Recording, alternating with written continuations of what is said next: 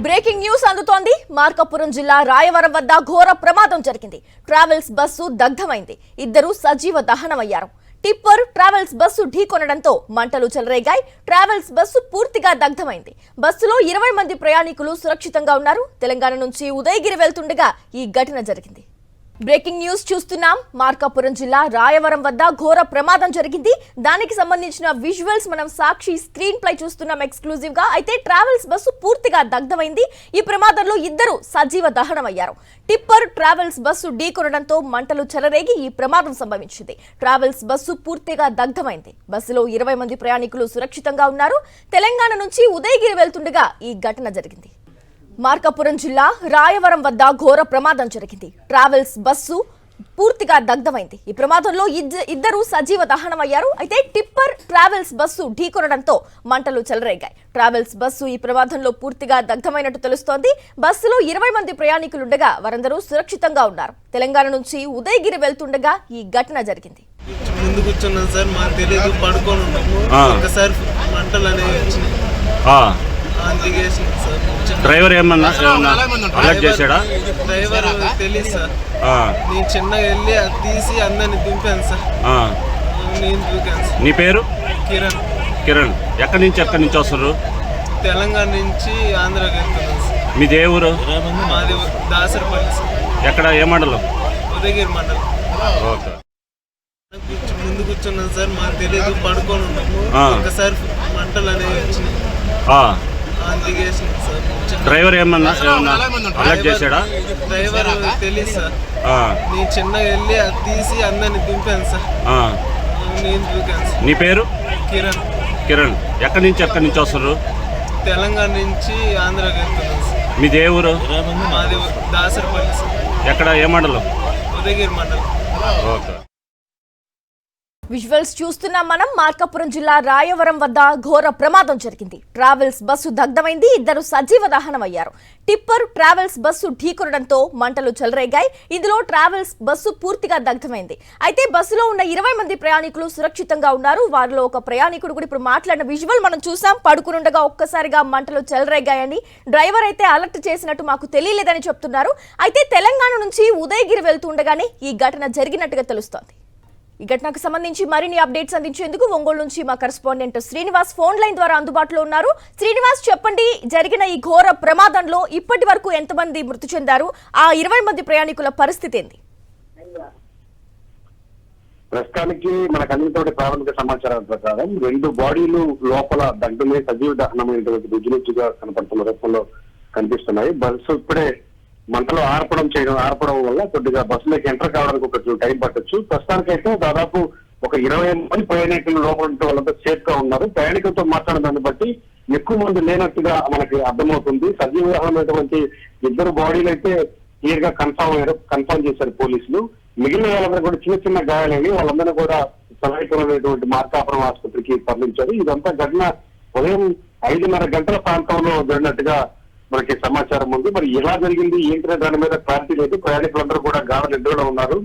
అయితే ఇది short circuit వల్ల జరిగిందని కూడా ఒక ప్రాథమిక అంచనా ఉంది. ఎందుకంటే ఎదురుగా వస్తున్నటువంటి టిప్పర్ బాగా హెవీగా ఉన్నటువంటి కంకర లోడ్ తో వస్తుంది. ఎదురుగా మార్కాపురం వైపు వెళ్తుంది. మార్కాపురం నుంచి ఇటు ఉదయగిరి వైపు ప్రైవేట్ ట్రావెల్ బస్సు వెళ్తుంది. వేగంగా బాగా చాలా కరువుగా ఉంటుంది. అక్కడ బాగా మలుపు, డేంజరస్ మలుపు అని చెప్పొచ్చు. ఆ మలుపులో ఒక్కసారిగా ఎదురుగా ఢీకొనడంతో బస్సులో మంటలు చెలరేగాయి. బస్సు మొత్తం కూడా పూర్తిగా దగ్ధమైంది. నిద్రలో ఉన్న వాళ్ళు ఎప్పటికప్పుడు కొంతమంది అలర్ట్ అయిపోయారు. కొంతమంది ప్రయాణికులే మిగిలిన తోటి ప్రయాణికులు లేపుకున్నట్టుగా మనకు తెలుస్తుంది. వాళ్ళంతా కూడా క్షేమంగా బయటపడగలిగారు 20 మంది వరకు. మిగిలినటువంటి ఎవరైతే ఇద్దరు చనిపోయారో వాళ్ళు ఎవరు ఏంటనే కూడా పూర్తి వివరాలు తెలియాల్సింది. ప్రయాణికులతో మాట్లాడే ప్రయత్నం చేసినప్పుడు కొంతమంది షాక్ లో ఉన్నారు కాబట్టి ఇప్పటికిప్పుడుగా పూర్తి వివరాలు చెప్పడానికి టైం పట్టే అవకాశం ఉంది. మొత్తం కూడా పోలీసులు ఆ ప్రాంతాన్ని రౌండప్ చేసి అంబులెన్స్ తోటి వాళ్ళందరూ కూడా ప్రభుత్వ ఆసుపత్రికి తరలించినటువంటి పరిస్థితి ఉంది. అయితే శ్రీనివాస్, ఇప్పటికే మృతుల సంఖ్య 3కి చేరినట్టు తెలుస్తోంది. ఇంకా కూడా పెరిగే అవకాశం ఉందంటారా? చూడాలి. ఎందుకంటే బస్సులోకి ఎంటర్ అయితే కానీ మనకి లోపల ఇంకేమైనా బాడీస్ ఉన్నాయని తెలుస్తుంది. ఇప్పటివరకైతే బస్సులోకి విపరీతమైనటువంటి వేడి టెంపరేచర్ ఉంది కాబట్టి లోపలికి ఎంటర్ అయ్యి చూస్తే తప్ప ఎక్కడెక్కడ సీట్లలో ఉన్న వాళ్ళు ఇంకెవరైనటువంటి వాళ్ళతో సజీవ దహనం అయ్యారనేది కూడా చూడాల్సిన అవసరం ఉంది. మేబీ పెరగడానికి ఛాన్సెస్ కూడా ఉండొచ్చు, 1-2 వరకు పెరగొచ్చిన ఛాన్సెస్. ఎందుకంటే భారీగా ఉన్నట్టు కనుక ప్రయాణికులు ఇప్పటి వరకు ఇంకా మా బంధువులు ఉన్నారు, మా వాళ్ళు ఉన్నారు చెప్పే అవకాశం ఉంది. కాబట్టి అలాంటి సిచ్యువేషన్ కింద వాతావరణం లేదు. ఇది ఒక భారీ ప్రమాదం అనే చెప్పాలి శ్రీనివాస్, ఎందుకంటే మనం చూస్తున్న విజువల్స్ లో ఎంత భారీగా ఆ బస్ అనేది దగ్ధమైంది, ఆ మంటలు చెలరేగి దగ్ధమైంది అనేది మనం చూస్తున్నాం. మీరు చెప్పిన సమాచారం మేరకైతే కంకర లోడుతో ఉన్న టిప్పరు బస్సు ఢీకొనడం వల్ల ఈ ప్రమాదం జరిగింది అని. అయితే తెల్లవారుజామున 5 గంటల సమయంలో ప్రమాదం జరిగిందని కూడా చెప్తున్నారు. పొగమంచు కారణం అంటారా, ఆ రోడ్డు మార్గం ఎలా ఉంది, డ్రైవర్ నిర్లక్ష్యం కారణం అంటారా, మీరేమనుకుంటున్నారు? యాక్చువల్ గా ఆ రోడ్డు చాలా డేంజరస్ మూల మలుపు అనమాట. చాలా వరకు అప్పుడప్పుడు యాక్సిడెంట్లు జరుగుతుంటాయి. మార్కాపురం నుంచి ఒక కొండ ఉంటుంది, ఆ కొండను తొలిచి వేసినటువంటి హైవే అది. ఆ తొలిచి వేసినటువంటి హైవేలో బాగా మలుపు ఉంటుంది. పూర్తిగా తిరిగినంత వరకు కూడా ఎదురుగా వాహనం కనిపించిన పరిస్థితి. స్లోగా వెళ్తేనే అంతంత మాత్రంగా ఉన్నటువంటి పరిస్థితి ఉంది. సో ఇందులో టిప్పర్ వెహికల్ స్పీడ్ గానే వెళ్ళి ఉండవచ్చు, అలాగే బస్సు కూడా అంతే వేగంతో వెళ్ళి ఉండవచ్చు. కాబట్టి ఖచ్చితంగా ఎదురుగా షార్ప్ కరువు కాబట్టి సైడ్ చేసుకోవడానికి పడి ఎదురు ఢీకొట్టే సందర్భం ఉందని మనం గెస్ట్ చేయొచ్చు. ఎందుకంటే ఆ మూల మలుపు అలాంటి డేంజరస్ మలుపు. గతంలో కూడా అక్కడ ఉన్నటువంటి ఆ ప్రాంతంలో ఆ మలుపు దగ్గర యాక్సిడెంట్ జరిగినటువంటి పరిస్థితి ఉంది. అతివేగం కూడా కొంత ప్రమాదానికి కారణం అయి ఉండొచ్చు. అది 2 సైడ్లు జరిగి ఉండొచ్చు, బస్సు సైడ్ నుంచి జరిగి ఉండొచ్చు. టిప్పర్లు కూడా అంతే వేగంతో వెళ్తుంటాయి, శివకొట్టు నుంచి వెళ్ళేటువంటి టిప్పర్లు. సో అలాంటి సిచ్యువేషన్ లోనే ఈ ప్రమాదం జరిగి ఉండొచ్చు మాత్రం మనం ఖచ్చితంగా అంచనా వేయొచ్చు. స్లోగా వెళ్లాల్సినటువంటి కరువు, అది డేంజరస్ మనం కాబట్టి చాలా జాగ్రత్తగా చూస్తూ వెళ్లాల్సిన సిచ్యువేషన్. అందులో చీకటి ఉంటుంది కాబట్టి తెల్లవారుజామున ఖచ్చితంగా ఎదురెదురుగా వాహనాలు దగ్గరికి వచ్చేంత వరకు కూడా కనిపించకపో ఉండొచ్చు. దానివల్ల ఈ ప్రమాదం జరిగి మాత్రం అంచనా వేయవచ్చు. ఏదేమైనా పూర్తి వివరాలు ఇంకా దర్యాప్తులో తేలే అవకాశం ఉంది. ఇప్పటికైతే ప్రాణాలను సేవ్ చేసేటువంటి పనిలో పోలీసు విభాగం ఉందని చెప్పవచ్చు. అయితే సహాయక చర్యలు కొనసాగుతున్నాయి కాబట్టి మనం రెస్క్యూ ఆపరేషన్ గురించి మాట్లాడుకోవాలి శ్రీనివాస్. రెస్క్యూ టీమ్స్ ఎలా పనిచేస్తున్నాయి, ఎంతసేపటికి అక్కడ చేరుకున్నాయి?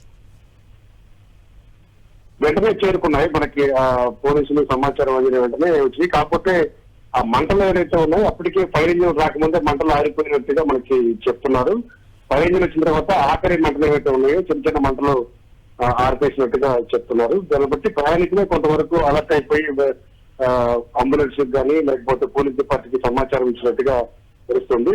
అయితే డ్రైవర్ల పరిస్థితి అయితే డ్రైవర్లు ఎక్కడున్నారు ఏంటని కూడా మనకి ప్రారంభించిన అక్కడ, ఎందుకంటే స్పాట్ లో డ్రైవర్ కనిపించకపోవడం అంటే ఏమైనా ఎస్కేప్ అయ్యారా అక్కడి నుంచి అనేది కూడా కొంత తెలియాల్సి ఉంది ప్రస్తుతానికి. ఇప్పటికే గాయపడ్డ 10 మందిని కూడా హాస్పిటల్ కి తరలించారు. మరి వారి పరిస్థితి ఏంటి, దానికి సంబంధించిన హెల్త్ అప్డేట్స్ ఏమన్నా ఉన్నాయా శ్రీనివాస్? ఖచ్చితంగా వీళ్ళందరూ కూడా బాగానే ఉన్నారు. అంటే భారీగా గాయాలు ఏమి లేవు, చిన్న చిన్న గాయాలు, కాకపోతే పూర్తిగా షాక్ లో ఉన్నారు.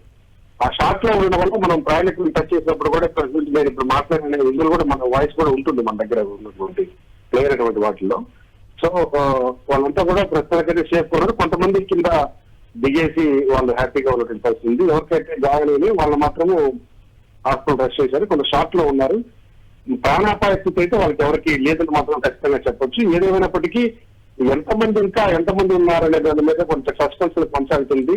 బాడీస్ ఇంకా లోపల ఉన్నాయా లేకపోతే ఎవరికి సమాచారం ఫైనల్ అనేది కూడా తెలియాల్సింది. దాని మీద ఒక 4-5 నిమిషాల్లోనే మనకి సమాచారం అప్డేట్ అవుతుంది. Right, thank you Srinivas.